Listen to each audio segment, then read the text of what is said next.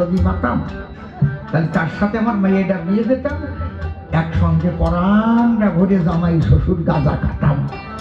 কি আশা!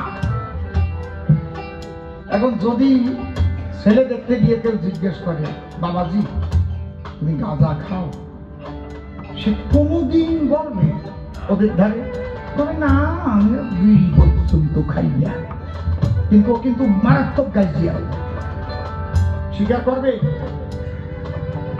হ্যালো, এরকম বন্ধ বন্ধ হয়ে গেল কারণ সে ভাইব্রেশন কোথায় গেল?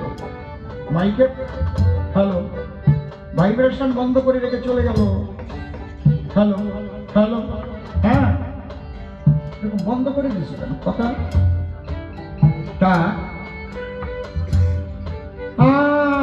বিয়ে দেওয়ার ছেলে পায় না, গাঁজা না খালি তো হবে না। মেয়ে এখন মেয়ে মনে মনে ভাবে তাই এত ছেলে আসে যায়, কিন্তু আমার বাবার পছন্দ হয় না কেন, তো আমার বোধে আমি ঠিক পাই নাই। কিন্তু মেয়ে তো জানে না যে গাঁজা খাওয়া যাওয়াই না পেলে তো দেবে না। এখন মেয়ের চাপে পড়ে দেশে একটা ছেলের দাবি, একেবারে কপালটা ভালো ঝুঁকিয়ে গেছে, ওটাও গাইছি। এখন জামাই জানে না শ্বশুর গাঁজা খায়, শ্বশুর জানে না জামাই গাঁজা খায়।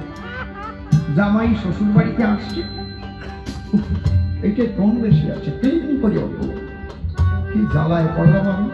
এতবার বলা লাগে হয় নাকি, এত ভালো মাইক অপারেটিং এত খারাপ হলে হয় না। কিন্তু আমার বোনের কেউ টোন বেশি আছে এই মনিটারে, যখন গাচ্ছিল আমি বুঝতে পারছি না এটা ইয়ারফোন দরকার, তোমার কোনটা কি হচ্ছে তাকে বুঝে নিতে পারবো। হরিবল কত রসবন্ধ হয়ে যায় জানো এতে। চেক চেক, এই জামারটা কোন বেশি আছে, কোথায় আছে দেখো। চেক চেক চেক, টোনটা একটু কমাই। Check hello. এইবার জামাই শ্বশুর বাড়ি গেছে, শ্বশুরের গাঁজা খাওয়ার তো মনিটর একটু ভালো হবে, গাঁজা খাওয়ার বাতিক সেটিস। এখন শ্বশুর ভাবে জামাই যদি টের পায় শ্বশুর মশাই গাঁজা খায়, তাহলে মান সম্মান তো সব যাবে। কি করা যায়? শ্বশুর মশাই একেবারে দক্ষিণ ঘরে গেছে। ওই জায়গায় যাইয়ে দেখবেন যারা গাজিয়াল হয় তারা কিন্তু একটা ছোট্ট একটা ব্যাগ থাকে, ওর মধ্যে সব থাকে মালামাল। মালামাল থাকে, ছোট্ট কিন্তু একটা থাকে, ওর নাম প্রেম তক্তি, ওর উপর গাঁজা থুয়ে থাকে।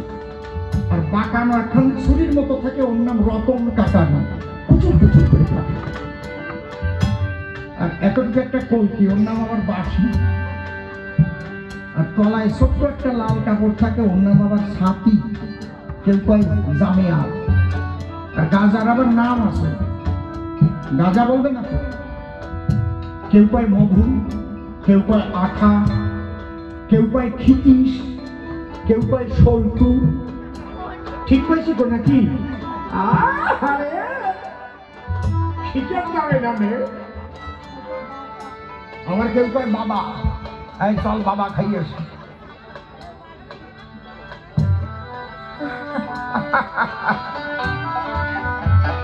তা উনি যখন যাইয়া ওই মধু ধরাই নিয়ে টান দিচ্ছে, আর জামাই উত্তর ঘরে বসা আছে। উনি ভাবতে পারে নাই যে ওই সময় দক্ষিণ দিকের থেকে বাতাস ছাড়বে, ভাবলো দুই এক টান দিয়ে থুয়ে দেবো, এই জন্য মারির টান দিছে।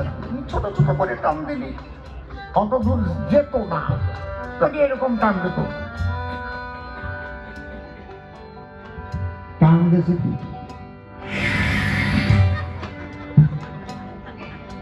ডিমো যখন ছাড়িয়ে গেছে, বাতাসে ধাক্কা মারিয়ে জামাই নাকের মধ্যে যাইয়ে দুটো মারিছে। জামাই পাগল হয়ে গেছে। দেখবেন যারা গাঁজা খায় তারা যদি গাঁজার গন্ধ পায়, ওরে বাবা পাগল হয়ে যায়, নিজের আত্মমর্যাদা ভুলে যায়। আমি যদি গাঁজা খোরাতাম দেখবেন আসরের ড্রেস নিয়েই কেন না, যদি দেখতাম পাশে গাঁজার, বুঝে গেছে না, ও শোয়ার টাইম দিতাম না, ওই সময় যাই এই আরো করতাম। আমার কথা করছি, অন্য কারো কথা করছি। তার মানে কত বড় পশু আমি, কত বড় পশু আমি, যে আসনে বসে কৃষ্ণ কথা হরি কথা বললাম, যে ড্রেস করে সেই ড্রেস নিয়ে আমি গাজার আসনে বসে। তার মানে আমার আত্মমর্যাদাহীন মানুষ আমি, কত নিম্নমানে। এটা বিচার করবে কারা? আমার দেখবে যারা। তুই দেখছিস অসীম সরকার কয় তো ওই কথা, ওই যে একেবারে আসরের জামাটা গাই দিয়ে গাজার আসরে বসে গেছে, কবে না? কবে না? কি কেউ চুপ করিয়া ছবি তুলে নিয়ে ভিডিও করে নিয়ে সাইডে দেখ কেমন লাগে। বসে শোনেন নারী নারে, এইবার যখন ওই বাতাসে ধুলো উড়ে উড়ে জামাইয়ের নাসিকার মধ্যে প্রবেশ করে, জামাই পাগল হয়ে এইবার বলছে, এ কে রে কোথায় মধু খায়? শ্বশুর ভাবে বাজারে যে মধু পায় তা আমার জামাই কি করে ঠিক পায়? ঠাকুর তুমি দয়া করিস,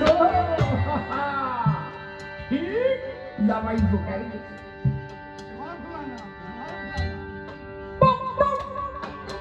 আরো ধরে টান গেছে, জামার দিক আরো শাক শাক করে দিচ্ছে, একবারে নাকে দিক শাক হয়ে দিচ্ছে। জামাই আবার বলছে, কেড়ে কোথায় মধু খায়? এইবার শ্বশুর বলতেছে, ভ্রমর হস্ত উড়িয়ে চলে আয়, মধু এক সঙ্গে খাই। ভ্রমর উড়ে আয়, বুঝতে পারছেন? আমি জামাই দিয়ে শ্বশুরকে দিয়ে আরম্ভ করেছি। ভাবের মানুষ যদি পায়, তার সঙ্গে ভাবে ভাবে মিলন হয়। তাহলে আমার তারক গোসাই কি গান গাইল?